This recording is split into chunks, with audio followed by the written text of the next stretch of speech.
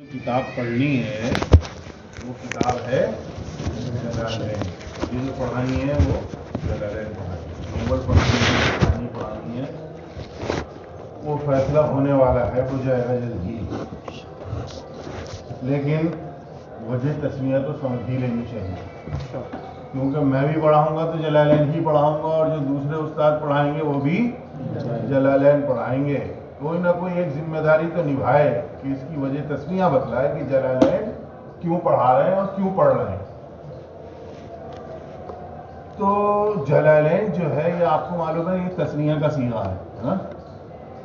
اس کا واحد جلال اور اس کا جمع جلالات. تسمیہ کے ساتھ اس کا نام جو رکھا ہے، یہ تسمیہ کا جو صیغہ ہے یہ اشارہ کر رہا ہے کہ اس کے اندر دو چیزیں ہیں، جن دو چیزوں کی طرف نسبت کرتے ہوئے جلالین نام رکھا. تو وہ دو چیزیں کیا ہیں؟ وہ دو انسان ہیں، وہ دو جلالی ہیں جو اس کے لکھنے میں، جو اس کو مرتب کرنے کے اندر شامل ہیں. ایک جلالی سے مراد جلال الدین. جلال جو کہتے ہیں نا، وہ محاورے کے اندر،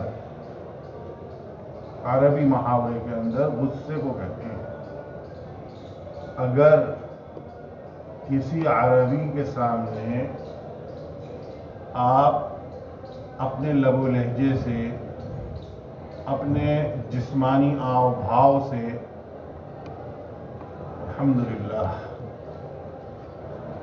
غصے کا اظہار کریں گے تو وہ آپ سے کہے گا انت مافی جلال، غصہ مت، یا مافی جلال زیادہ، یعنی زیادہ غصہ مت کرو. تو معلوم ہوا کہ یہ محاورہ استعمال ہوتا ہے اور وہ غصے کے معنی میں ہوتا ہے. لیکن جب اس کے ساتھ نام رکھا گیا اور ایک دین کی طرف نسبت کر دی گئی جلال الدین، ہے نا، تو اس جلال الدین کے معنی اب یہاں محاورے سے بدل کر کے لغت کی طرف آ جائیں گے. اور لغت کے اندر جلال کے معنی جو ہیں وہ مضبوط، روشن، یا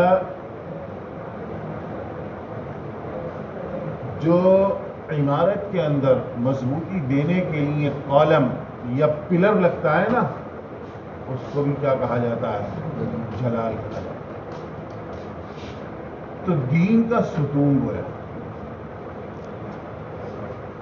اس کا جو لغوی ترجمہ ہے وہ ہے دین کو مضبوط کرنے والا، دین کا ستون بننے والا، جلال الدین.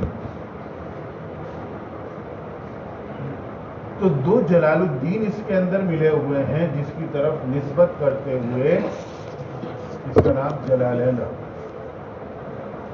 ایک ہے، اور اتفاق یہ ہے کہ دونوں جلال الدین جو ہیں وہ آپس میں استاد اور شاگرد بھی ہیں، نام بھی ایک جیسے اور منصب اور تعلق بھی ایسا کہ ایک استاد اور دوسرے شاگرد، دو تعلق ہو گئے آپس میں. ایک تو نام کا تعلق کہ دونوں کا نام جلال الدین، دوسرا تعلق استاد اور شاگرد کا، اور تیسرا تعلق جو ہے وہ ہے ہم ملکیت کا. کیا مطلب؟ دونوں کا ملک بھی ایک ہی ہے، وہ ہے مصر، یا کہو مصر. جدید لغت کے اندر مصر نہیں کہا جاتا، مصر کہا جاتا. وہ میری عادت ہے کہ میں جدید بھی بتلاتا ہوا چلتا ہوں کہیں کہیں. وجہ اس کی ایک خاص ہے کہ سعودیوں سے میرا بڑا تعلق ہے، سعودیوں سے بھی اور سعودی ممالک کے لوگوں سے بھی. تو زبان پر موجودہ وقت کی عربی جو ہے وہ جاری ہو جاتی ہے. اور کبھی اتفاق یہ ہو سکتا ہے کہ پڑھانے کے دوران کسی عرب ملک سے میرے پاس ٹیلی فون آ جائے تو مولوی صاحب جو عربی میں بولوں گا شاید یہ جو کچھ پلے پڑے تمہارے کیوں؟ اس لیے کہ ان میں سے ایک جملہ بھی کسی کتاب اور کسی قاعدے سے آپ مطابقت نہیں دے سکتے. جو ان کی محاورے کی عربی ہے، جو بول چال کی عربی ہے، وہ کہیں سے کہیں تک کتاب سے اور قاعدے سے کوئی جوڑ اور میل نہیں کھاتا. مثال کے طور پر ایک جملہ بولا جائے، انا اخذ هذا الكتاب منك، کہ میں تم سے یہ کتاب لوں گا، ہے نا؟ اگر کہیں بول چال کے اندر تم نے سنا تو پھر اخذ هذا الكتاب منك، منک اور منک کے اندر کتنا بڑا فرق ہے. ڈھونڈتا رہ جائے گا کہ منک ہے کیا ترجمہ کیا جائے اس کا. آج کے دور کے اندر منک استعمال ہوتا ہے وغیرہ وغیرہ. تو ایسے ہی موجودہ عربی کے اندر مصر استعمال نہیں ہوتا، مصر استعمال ہوتا ہے. مصری نہیں کہتے، مصری کہتے ہیں. تو تیسرا تعلق کیا ہے؟ ہم ملکیت کا بھی ہے، اور وہ ہے کہ دونوں مصر کے رہنے والے ہیں. چوتھا تعلق ہم شہریت کا بھی ہے، کہ دونوں قاہرہ کے رہنے والے ہیں، جو کہ مصر کی راجدھانی ہے. مصر کی دارالسلطنت کیپٹل جو ہے قاہرہ، اس کے رہنے والے ہیں. چار تعلق ہیں آپس میں چار تعلق. ایک نام کا، کہ دونوں کا نام جلال الدین، اور دوسرے تعلق ہے استاد اور شاگرد کا، اور تیسرے تعلق ہے ہم ملکیت کا، اور چوتھے تعلق ہے ہم شہریت.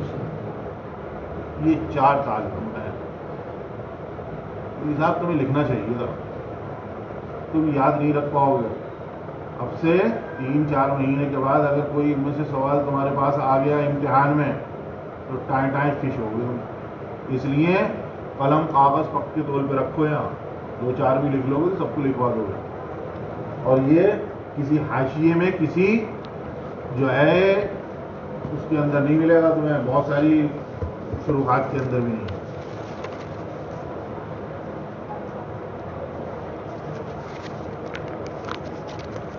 جلالین کا وجہ تسمیہ یہ ہے کہ اس کے لکھنے والے 2 جلال الدین ہیں. ان کی طرف نسبت کرتے ہوئے تسمیہ کے صیغے کے ساتھ نام جلالین ہوگی، اور آپس میں ان کے 4 تعلق. اب ایک جلال الدین جو استاد ہیں وہ ہیں جلال الدین محمد ابن احمد المحلی، اور جو دوسرے جلال الدین ہیں جو شاگرد تھے ان کا نام ہے جلال الدین عبد الرحمن ابن ابی بکر السیوطی، جن کو علامہ سیوطی رحمۃ اللہ علیہ کے نام سے جانا جاتا ہے، اور وہ مشہور ہے. لکھا جلال الدین محمد ابن احمد المحلی، یہ استاد، اور سورہ کہف سے لے کر کے قل اعوذ برب الناس تک مزید سورہ بقرہ کی 22 آیات کے مفسر ہیں. سورہ کہف سے لے کر کے قل اعوذ برب من الجنۃ والناس تک، اور مزید سورہ بقرہ کی 22 آیات کے مفسر. اس کے علاوہ جو بقیہ حصہ ہے وہ جلال الدین عبد الرحمن ابن ابی بکر السیوطی جو شاگرد ہیں انہوں نے پورا کیا ہے، تفسیر کر کے انہوں نے پورا کیا.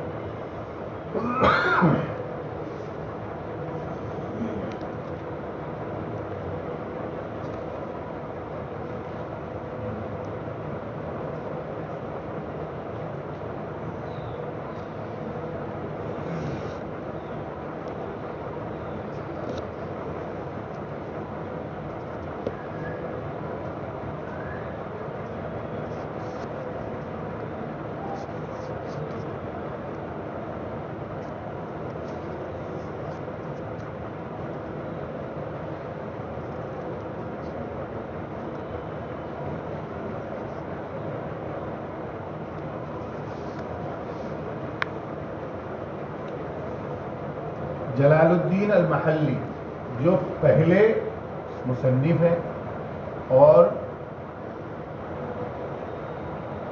اکثر حصے کے مصنف ہیں، آدھے سے زیادہ حصے کے مصنف ہیں، ان کی تاریخ پیدائش 23 ستمبر 1389 1389 عیسوی، 23 ستمبر 1389 عیسوی اور 791 ہجری۔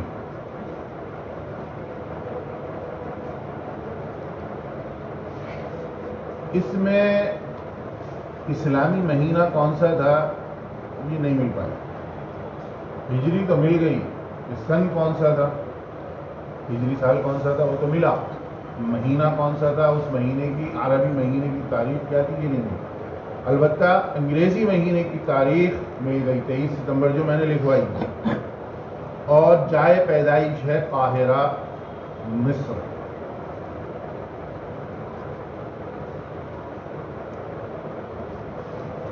وفات ہے 5 جولائی 1460 عیسوی۔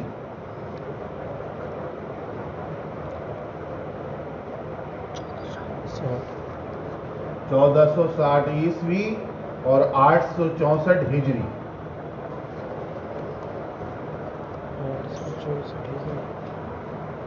وفات بھی قاہرہ کے اندر ہوئی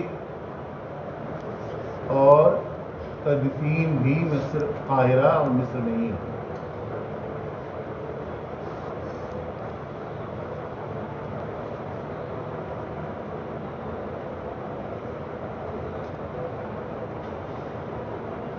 ان کا لقب تھا مملوک السلطنت۔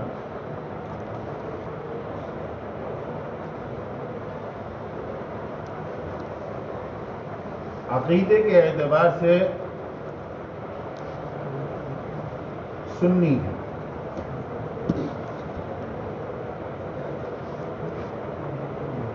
اور مذہب کے اعتبار سے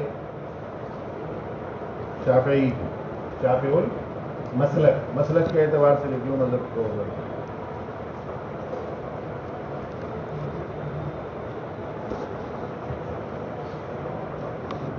شافعی المسلک تھے، اور آپ کی خصوصیت فقہ، تفسیر،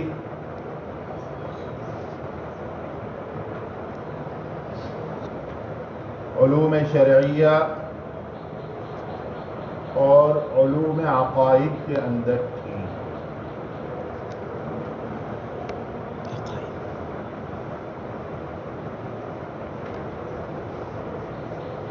آپ کی خصوصیت جو تھی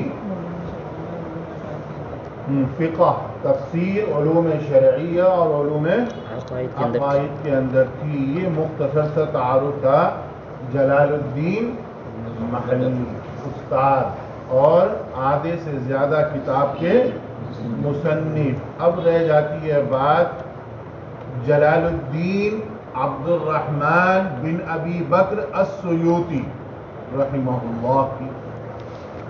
تو مولوی صاحب ان کی پیدائش ہے 3 اکتوبر 1445 عیسوی۔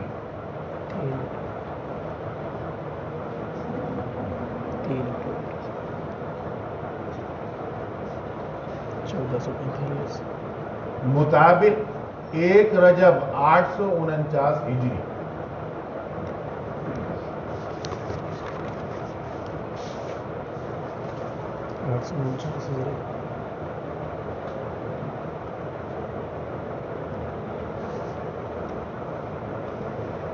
وفات ہے 8 اکتوبر 1505 عیسوی۔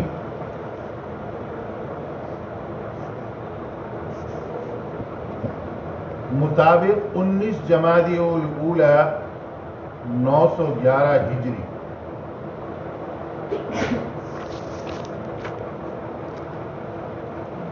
جائے وفات قاہرہ مصر۔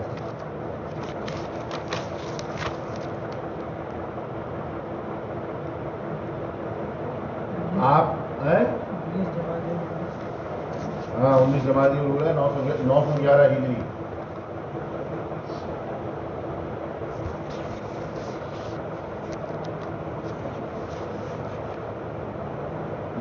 وفات اور جائے پیدائش دونوں قاہرہ مصر. آپ سنی تھے، شافع المسلک تھے،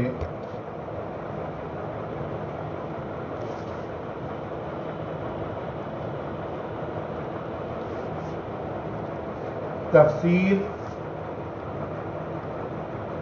علوم شرعیہ، فقہ، حدیث، قرآن، اصول فقہ، تاریخ، علوم عقائد. ان تمام علوم میں مہارت حاصل.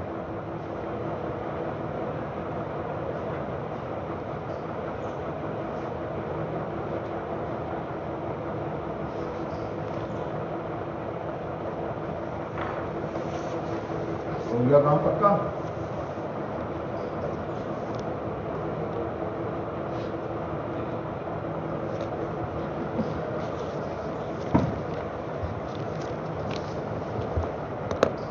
میں نے ایک چیز لکھوائی ہے کہ وہ سنی تھے.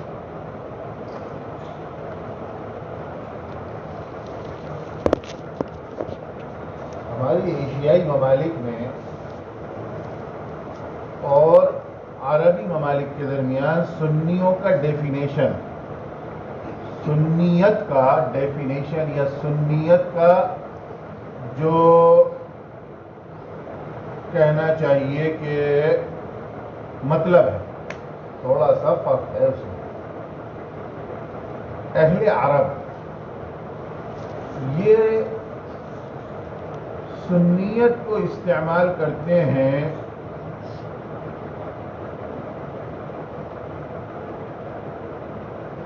شیعیت کے مقابلے میں،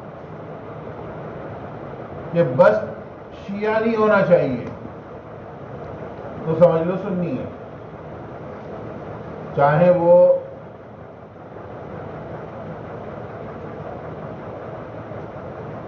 سلفی ہو، چاہے اہل حدیث ہو، یا ہمارے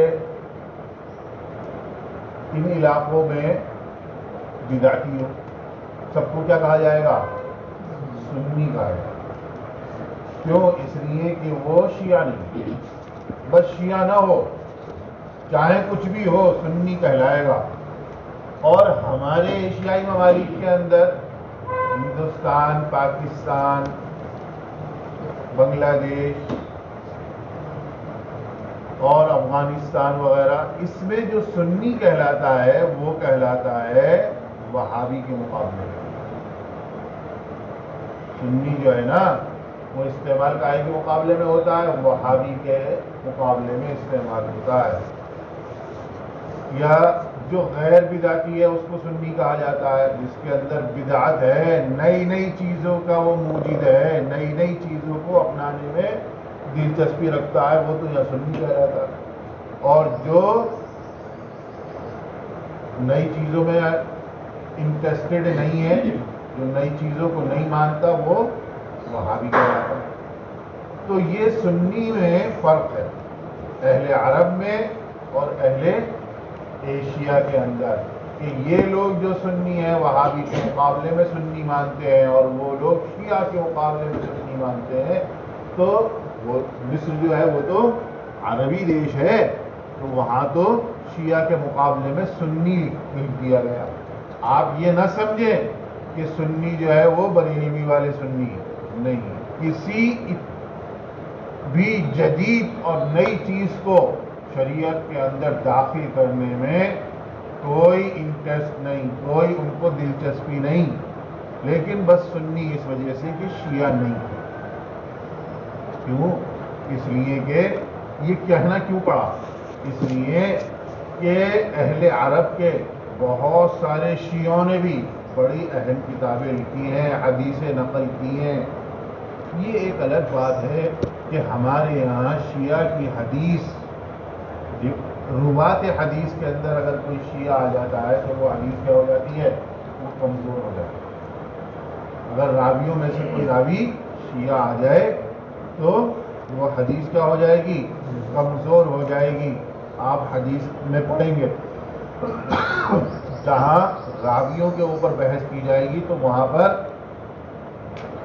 یہ بات آئے گی کہ اس سلسلہ روات میں ایک راوی جو ہے وہ شیعہ بھی ہے، اس وجہ سے یہ حدیث جو ہے اپنے وزن سے ڈاؤن ہو گئی، گر گئی. میں نے یہ بتلایا کہ سنی جو ہے وہ یہاں پر شیعیت کے مقابلے کے لیے استعمال ہوا ہے، وہابیت کے مقابلے کے لیے استعمال نہیں ہوا.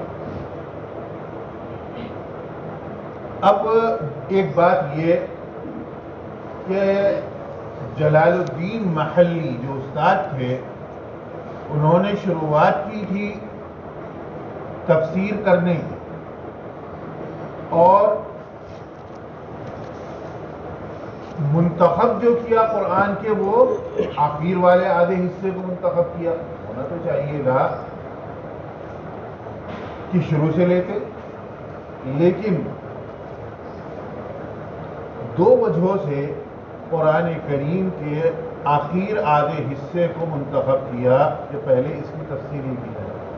ان دو وجہوں میں سے ایک وجہ یہ ہے کہ اگر کوئی قرآن کریم کا مکمل حافظ نہ ہو، جزوی حافظ ہو، تو اکثر وہ قرآن کریم کے آخر کے آدھے حصے میں ہی سے تھوڑے تھوڑے حصے کا حافظ ہوتا ہے. مثلا ہمارے یہاں اگر بچے کو پورا قرآن حفظ نہ بھی کیا کرایا جائے تو آم کا پارا تو حفظ کرا ہی دیا جاتا ہے، سورہ رحمان تو حفظ کرا ہی دی جاتی ہے، سورہ یاسین تو حفظ کرا ہی دی جاتی ہے. اور اگر کوئی زیادہ دلچسپی رکھتا ہے تو سورہ کہف بھی، کیونکہ جمعے کے دن اس کا پڑھنا کیا ہے مسئول. آپ نے فرمایا کہ جمعے کے دن سورہ کہف پڑھا کرو، اس سے دو فائدے ہوں گے. ایک تو پچھلے جمعے سے اگلے جمعے تک کے سارے گناہ معاف، اور دوسرے موت کے علاوہ ہر حادثے سے، ہر مصیبت اور پریشانی سے کیا ہو جاؤ گے؟ محفوظ ہو جاؤ گے. تو اگر کسی نے شوق میں سورہ کہف بھی حفظ کر لی تو اسے بھی فائدہ ہوگا. یہ سوچتے ہوئے قرآن کریم کے آخر کے آدھے حصے سے شروعات کی ہے. سورہ کہف سے ہی شروعات کی، سورہ اسراء سے نہیں کی، سورہ کہف سے کی. اور دوسری وجہ یہ رہی ہوگی کہ انہیں اپنی صحت کے بارے میں یہ یقین نہیں تھا کہ میں اگر شروعات سے اس کی تفسیر کرنے بیٹھوں گا تو آخر تک کر پاؤں گا، اس سے پہلے ہی فرشتے سے ملاقات ہو جائے گی. اس لیے امت کو زیادہ فائدہ اس تفسیر سے پہنچے، اس لیے اپنی صحت کو دیکھتے ہوئے ایسے حصے کی تفسیر کر دی جو حصہ امت کو یاد ہوتا ہے اور وہ اس کے اکثر حصے کی وہ حافظ ہوتی ہے. کیونکہ اہل عرب کے یہاں اب تو زیادہ رواج ہو گیا ہے کامل حافظ بنانے کا، مکمل قرآن کا حفظ کرانے کا رواج زیادہ ہو گیا، لیکن پہلے جزوی طور پر حافظ ہوا کرتے. آج بھی اگر ہم اپنے کسی بچے کے بارے میں اہل عرب سے کہیں کہ یہ 11 سال میں، 10 سال میں، 9 سال میں حافظ ہو گیا ہے تو وہ بڑے اچنبھے سے اور بہت زیادہ تعجب خیز انداز میں یہ پوچھتے ہیں کہ یہ بچہ کامل حافظ ہے، 9 سال کی عمر میں اس نے مکمل حفظ کر لیا. تو یہاں تو حافظ کہاں ہی کامل کو جاتا ہے، ادھورا جو اسے تو اگر ایک صورت بھی رہ گئی تو اسے کہاں حافظ کر دیں گے؟ جب تیری ایک صورت رہ گئی اسے اور پوری کر لیا. تجھے دستار بندی جب ہوگی، اب پگڑی ملی ہوئی، وہاں پر 5 پارے، 6 پارے، 10 پارے یہ بھی پڑھ لی تو حافظ ہے. بس فرق کامل اور جزوی کا رہ جاتا. میرا ایک متعلق ہے جو وہ وہاں کا ہے، سیریا کا، ملک شام کا. اس کے یہاں میرا تعلق کیوں ہے؟ میرا کاروباری تعلق، بہت سارے ملکوں کے عربیوں سے میرا کاروباری تعلق. اور میں یہاں ہندوستان میں بھی جو رہتا ہوں نا تو چھٹی پر رہتا ہوں.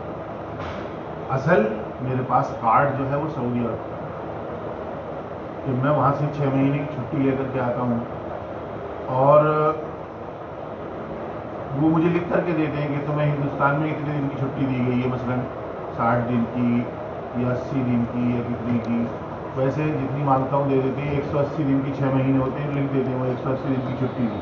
180 دن کے بعد پھر ہندوستان سے سعودی عرب جانا ہوتا ہے، اور 180 دن کا اگر 12 بج گئے، 180ویں دن کے 12 بجے سے رات کو پہلے سعودی میں قدم رکھنا ہے۔ اگر 12 سے سوئی نکل گئی تو ان کی مرضی ہے، مولوی صاحب بول رہے ہیں یا نہیں اور جیل میں ڈال دیں کہ تم یہاں کے ناگرک ہوتے ہوئے یہاں کے قانون کا پالن کیوں نہیں کر رہے؟ قانون کی تم نے خلاف ورزی کی ہے، وہ کوئی بھی سزا دے سکتے ہیں۔ اس لیے مولوی صاحب کچھ بھی ہو جائے وہاں 12 سے سوئی آگے نہیں نکلنی چاہیے۔ جس وقت آفیسر مہر لگا رہا ہو وہ دیکھے گا۔ اتفاق یہ ہے کہ ہو سکتا ہے 180ویں دن میں ہی آپ پہنچے، لیکن کوشش یہ ہوتی ہے کہ 2-4 دن پہلے ہی پہنچ جاؤ کہ اس کی جو ہے کوئی پریشانی نہ کھڑی ہو جائے۔ لیکن ایک مرتبہ ایسی پریشانی ہو گئی نہیں کہ میں 180ویں ہی دن یہاں سے چلا اور دہلی سے جہاز لیٹ ہو گیا۔ اس نے بتایا کہ یہ تو 12 بجے نہیں پہنچے، تو کام تو خراب ہو جائے گا اگر 12 بجے نہیں پہنچے، تو وہ جہاز چھوڑنا پڑا۔ اس سے پہلے ایک دمام جا رہا تھا، یہ جدے جا رہا تھا، وہاں میری انٹری ہونی تھی، دمام جا رہا تھا۔ اس نے کہا یہ اس سے پہلے جا رہا ہے اور یہ 10:30 میں پہنچ جائے گا۔ میں نے کہا جی اسے کینسل کر کے مجھے اس میں بٹھا دو، کیونکہ مجھے سعودی عرب کی کسی بھی پورٹ پہ اترنا 12 بجے سے پہلے لازم ہے، چاہے وہ ریاض ہو، جدہ ہو، دمام ہو، کوئی بھی ہو، بس میں سعودی میں قدم رکھ دوں، مہر لگتے وقت 12 نہ بج رہے۔ تو وہ ایک مرتبہ ایسا ایمرجنسی بھی ہو گیا، تو بہت زیادہ عربیوں سے تعلق۔ وہ ایک میرا خریدار ہے، میں اس کو مال بیچتا ہوں، وہ ہے کہاں کا؟ سوریا کا، ملک شام کا۔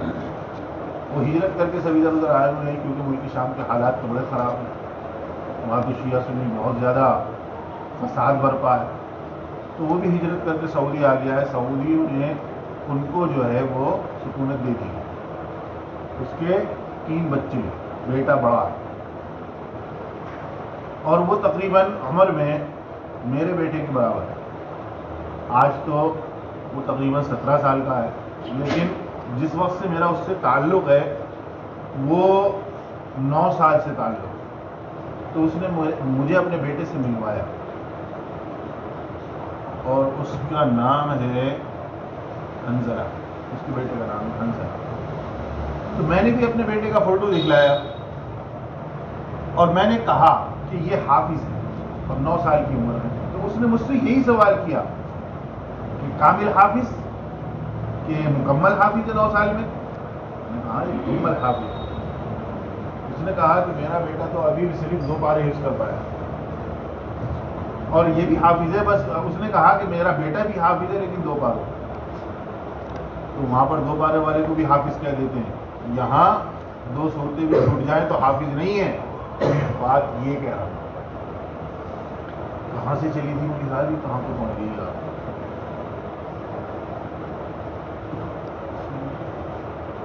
کیا کہہ رہا تھا؟ ہاں، تو فائدہ یہ علامہ جلال الدین محلی نے قرآن کریم کے آخر حصے کی پہلے تفسیر کرنی اس وجہ سے شروع کی تاکہ امت کو فائدہ ہو، اور اس علاقے میں جہاں پر آپ تھے وہاں پر یہ رواج تھا کہ قرآن کریم کے مختلف حصوں کے حافظ ہوا کرتے تھے، مکمل حافظ نہیں بھی ہوتے۔ جب آپ سورہ آدھے کی کر چکے تو آپ نے پھر شروع سے کی اور سورہ بقرہ شروع کی۔ آپ کا ہوگا الحمد کا سورہ فاتحہ کا، سورہ فاتحہ جو ہے وہ آخر والے آدھے حصے کے ساتھ ملا دی تھی آپ نے، کیوں؟ سورہ فاتحہ تو ہر ایک کو یاد ہوتی ہے، اس لیے سورہ فاتحہ کی تفسیر کرنا تو بہت ضروری تھا، اس لیے آپ نے سورہ فاتحہ کی تفسیر جو تھی وہ آخر کے آدھے حصے کے ساتھ ملا دی تھی۔ اسی لیے بعض نسخوں میں کیا تمہارے سامنے جو نسخہ رکھا ہے وہ بھی اس میں بھی سورہ فاتحہ جو ہے وہ غائب ہے شروع سے، الف لام میم سے شروعات ہو رہی ہے۔ سورہ فاتحہ بھی تو اس سے پہلے ایک سورت تھی، وہ کہاں چلی گئی؟ وہ چلی نہیں گئی مولوی صاحب، وہ آخر والے کے ساتھ ملا دی گئی ہے، آخر آدھے والے کے ساتھ ملا دی گئی، کیونکہ اس کے مفسر علامہ جلال الدین محلی تھے اور انہوں نے اس کی تفسیر کر دی۔ باقی اب ہو چکی، سورہ بقرہ شروع کی، 22 آیات کی تفسیر کی اور بس وقت پورا ہو گیا، پھر نہیں کرتا۔ اس 22 آیات کے بعد جو تفسیر مکمل کی ہے سورہ اسراء کے مکمل تک، ختم تک، وہ علامہ جلال الدین السیوطی رحمۃ اللہ علیہ نے کی، جو آپ کے شاگرد تھے، جن کے بارے میں آپ کو میں تفصیل بتلا چکا۔ کچھ خصوصیات ہیں، آپ ہر کتاب کی، ضروری نہیں ہر کتاب کی کوئی خصوصیت ہو، لیکن بہت ساری کتابوں کی خصوصیات ہیں۔ خاص طور سے علم تفسیر سے متعلق جو خصوصیت ہے، جو کتابیں ہیں ان کی خصوصیات ہیں، علم حدیث سے متعلق جو کتابیں ہیں ان کی کچھ نہ کچھ خصوصیت ہے۔ لیکن آپ کہو جی نور الہدیٰ کی کیا خصوصیت ہے؟ اس میں کوئی بھی خصوصیت نہیں ہے، اس میں تو مسائل بیان کر دیے گئے، طہارت کے اور نماز کے اور روزے کے سب مسائل بیان کر دیے، جس طرح بڑی کتابوں کے اندر لکھے ہوئے تھے، اس بڑی کتاب سے چھوٹی کتاب میں اتار کر کے مسائل بیان کر دیے، بس کوئی خصوصیت نہیں۔ تو ہر ایک کی خصوصیت ہونا یہ کوئی ضروری نہیں ہے، لیکن اکثر قرآن کریم کی تفسیر کی کتابوں کی اور احادیث کی کتابوں کی خصوصیات پڑھی جاتی ہیں۔ کتنے بجے گھنٹہ پورا ہوتا؟ 10:10۔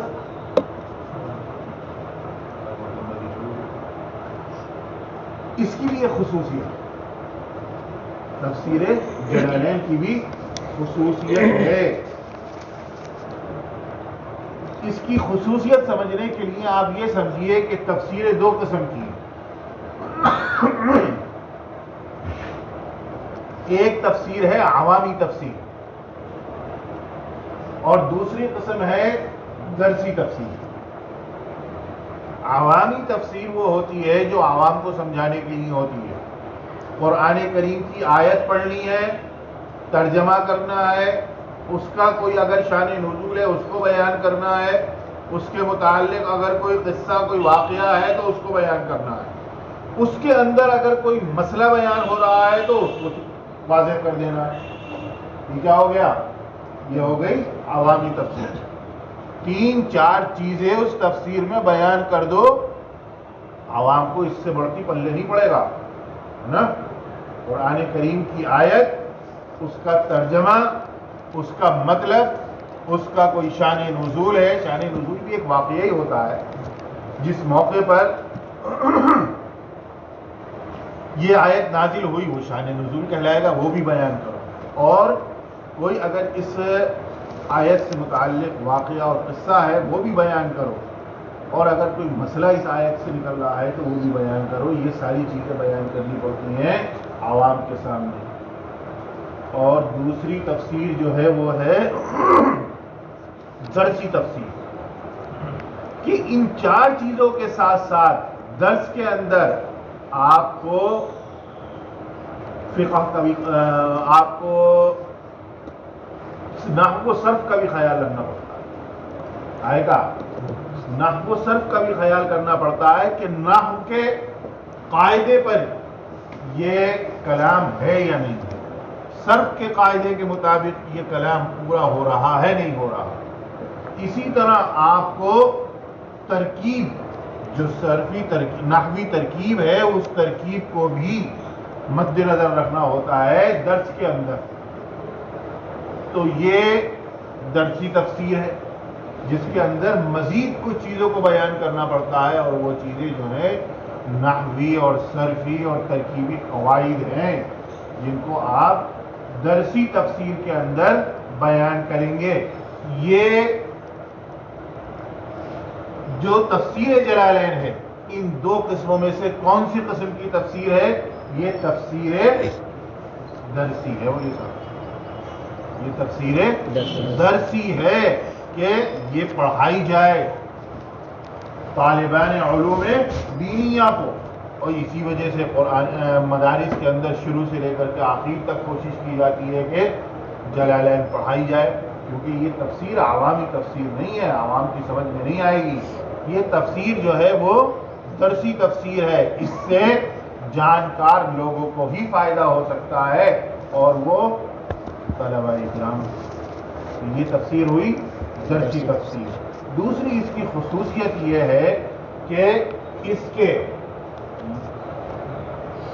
جو مطلب کے بیان کرنے کے لیے یا معنی بیان کرنے کے لیے متن عبارت لکھی گئی ہے وہ بہت مختصر ہے. دوسری اس کی جو صفت ہے، خصوصیت ہے، وہ یہ ہے کہ قرآن کریم کا مطلب بیان کرنے کے لیے جو عبارت لکھی گئی ہے وہ نہایت مختصر ہے، لیکن اس کے معانی بہت گہرے ہیں. ایسی عبارت کو منتخب کیا گیا ہے کہ دیکھنے میں تو وہ مختصر ہو، بہت کم ہو، لیکن اس کے معنی اور مطالب بہت زیادہ ہوں اور بہت گہرائی رکھنے والے ہوں. اس بات کا خیال رکھا گیا ہے. یہ بھی تفسیر جلالین کی خصوصیت ہے. بعض لوگوں نے تو یہ کہہ دیا، یہ دیکھتے ہوئے کہ اس کے ترجمے کے لیے، اس کے مطلب کو بیان کرنے کے لیے شارح نے بہت مختصر عبارت لکھی ہے، تو کہہ دیا کہ یہ تفسیر ہی نہیں، یہ تو قرآن کریم کا ترجمہ ہے. یہ کیا ہے؟ قرآن کریم کا ترجمہ ہے. بعض لوگوں نے کہہ دیا. ایسے لوگوں کو بڑے علماء نے کم علم قرار دیا.